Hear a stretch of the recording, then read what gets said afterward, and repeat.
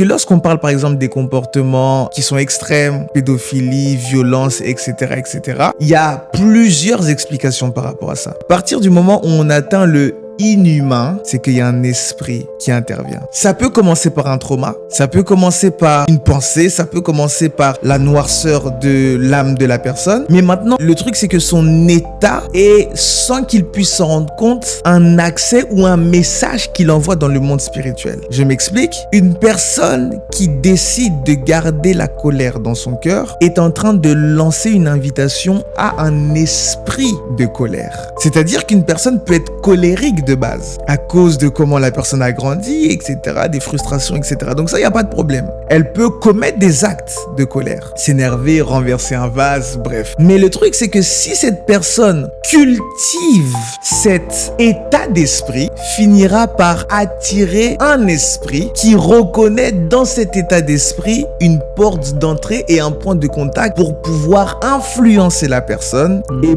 pousser la personne à rentrer dans l'inhumain. Et c'est là où la personne qui, par colère, au lieu de renverser un vase, va lever la main sur une personne, va prendre un couteau, va faire des choses. On se dit, mais comment est-ce que la personne a pensé à ça? Il y avait peut-être un point de contact, il y avait peut-être quelque chose. Mais quand on rentre dans l'inhumain, c'est que quelque chose qui dépasse l'humain est intervenu.